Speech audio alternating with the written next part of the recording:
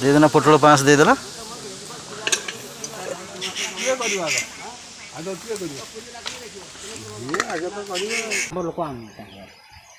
ଆମ୍ବ କେଇଟା ତମର? ଆମ୍ବ 7-8ଟା ଗଛ। ଆଉ ଟୁଲୁ କହିଲା ମତେ ତ ସେଗୁଡ଼ାକ କୌଣସି କରିଆସେନି ନା ମୁଁ ଖାଇନି। ହେଲା ଯେତେ ଲୋକ ଯାଆନ୍ତି ରାତିରେ କ'ଣ ଦିନରେ କ'ଣ 24 ଘଣ୍ଟା ଚାଲିନି ଗୋଟେ 15 ପରିବା ତାଙ୍କ ବାରିରେ ଶୋଇଛି। ପରିବା ତାଙ୍କର ତ ସବୁବେଳେ ପରିବା ବନ୍ଧା ଆଉ। ହଁ ପରିବା ତାଙ୍କ ବାରିରେ ଶୋଇଛି ଡେଲି। ଜୟ ଜଗନ୍ନାଥ ସାଙ୍ଗମାନେ, ବର୍ତ୍ତମାନ ସମୟ 11ଟା ହେବ। ଖରା ପ୍ରବଳ ଖରା ହେଉଛି, ବାହାରୁ ବାହାରି ଇଚ୍ଛା ହେଉନି। ବର୍ତ୍ତମାନ ତ ଆକାଶରେ ବାଦଲ ସବୁ ଚାଲିଛି, ସବୁ ଲଘୁଚାପ କ'ଣ ଆମର ଏପଟେ ଏରିଆ ମାନେ ବଙ୍ଗୋପସାଗର ହେଇଛି।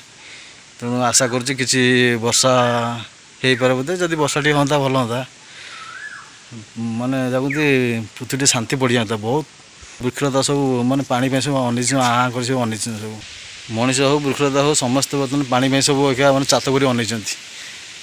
ବହୁତ ଦିନ ହେଲା ବର୍ଷା ଟିକେ ହେଇନି, ତେଣୁ ଆଶା କରୁଛି ଯଦି ବର୍ଷା ଟିକେ ହୁଅନ୍ତା ଭଲ ହୁଅନ୍ତା।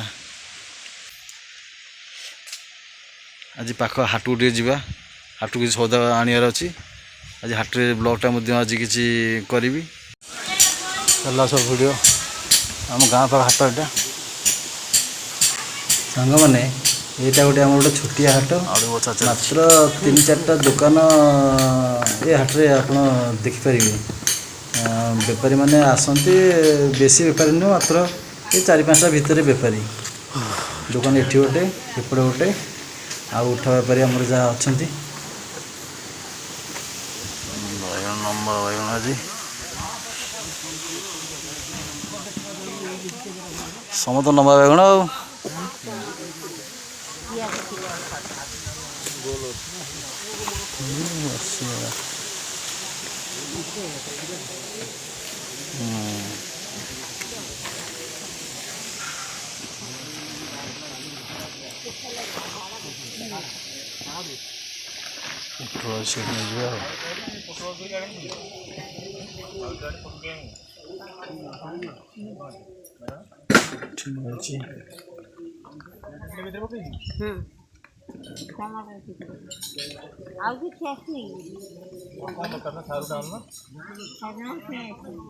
ଛୁଇଁନି ସଜନା ଛୁଇଁ ଭଲ ମଶାଳିଆ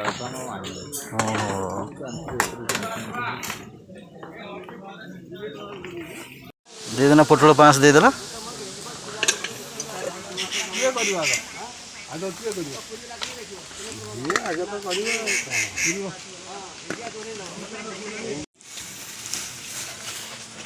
ଧୀର ପୋଟଳ ଖାଇବୁ କ'ଣ କରିବା, ଯାହା ହେଲେ ଖାଇବାକୁ ପଡ଼ିବ। ପେସେଣ୍ଟ ଲୋକ ନା।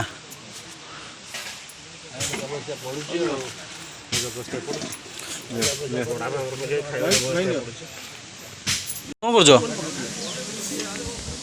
ନନା? ଏ ମନୁଆ ଫୋନ୍ କରୁଛ ନା କ'ଣ? ମନୁଆ ଫୋନ୍ କରୁଛ?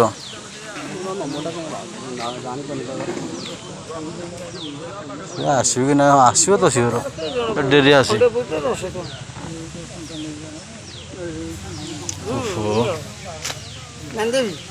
ପୋଖରୀ ମୁଣ୍ଡ ଅଛି ଗଛଟା।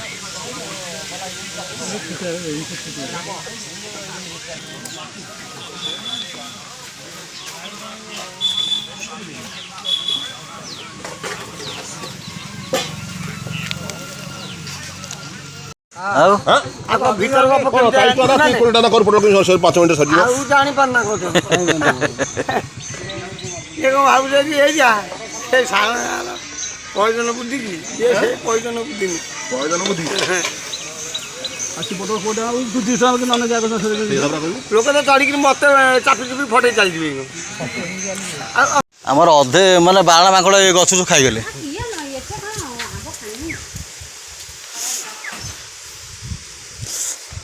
ମତେ ଲୋକ ପୁଣି ଆମ୍ବ ଯାଉଛନ୍ତି, ମୁଁ ପୁଣି ତାଙ୍କଠୁ ଆମ୍ବ କିଣି ଅଛି। ମୁଁ ଯାଇ ଦେ ମାଗଣା ବେଳେ କେଉଁଠି ଛାଡ଼ିବାର ନାହିଁ।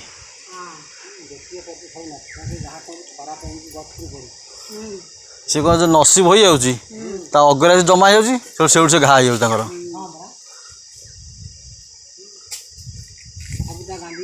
ହଁ ବା,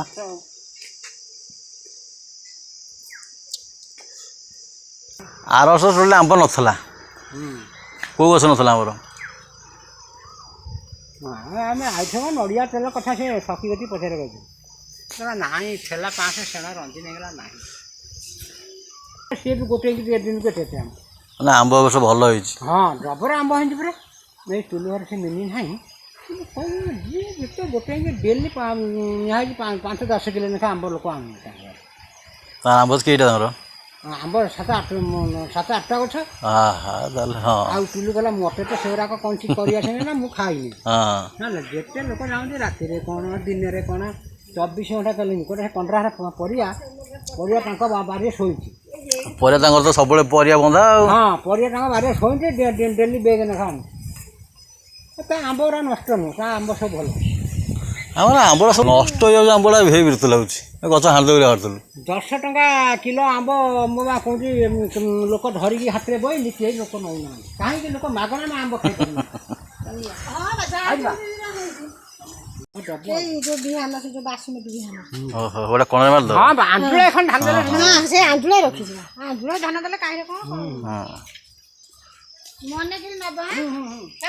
ସେ ହେଇନି ବ୍ୟବସାୟ ହେଇନି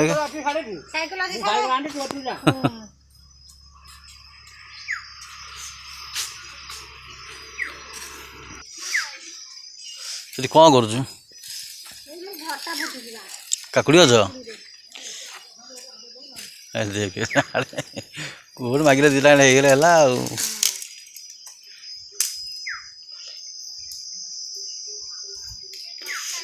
ଖରା ମାରୁଛି ଛାଡ଼ି ଦେଇକି ଆସିଗଲାଣି ବାଦଲ ସବୁ ଆକାଶରେ ଚାଲିଲାଣି ସବୁ ଏ ଲଘୁଚାପ ହେଇଛି ତ ଏହା ପୂର୍ବରୁ ସବୁ ବାଦଲ ଚାଲିଛି ବର୍ତ୍ତମାନ ଜାଣିପାରୁଛୁ ଯେ ଘୂର୍ଣ୍ଣିବଳୟ ଲଘୁଚାପ ହେଲା ଯେତେବେଳେ ପୂର୍ବରୁ ବାଦଲ ଚାଲିବ ଜାଣିପାରିବ ଯେ କିଛି ଗୋଟେ ମାନେ କ୍ଲାଇମେଟ୍ କିଛି ଗୋଟେ ସିଷ୍ଟମ୍ ଚେଞ୍ଜ ହେଇଛି।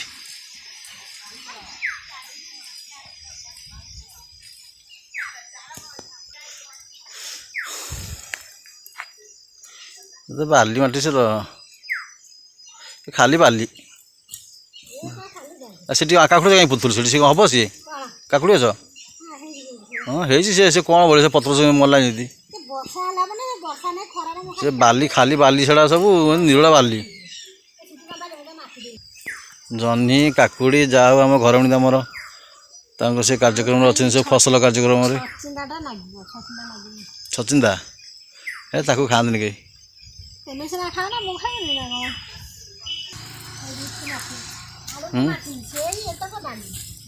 ସେ ଡିପଟା ବାଲି ହେଇଛି ପୁଣି ବର୍ତ୍ତମାନ ଯିଏ ଯାହା ସବୁ ବର୍ଷା ଦିନ ଆସିବା ପୂର୍ବରୁ ସବୁ ମଞ୍ଜି ସବୁ ପୋତା ହେଉଛି ବାରିଘର ସବୁ ପୋତା ହେଉଛି ବର୍ଷା ଦିନ ଆସିଲେ ପାଣି ଦେବାକୁ ପଡ଼ିବନି ତା ଗଛ ମନନେ ବଢ଼ିଯିବ ଆଉ।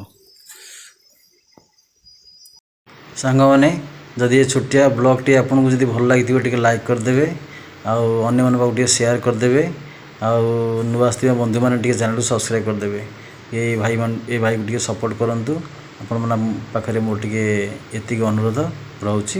ଜୟ ଜଗନ୍ନାଥ।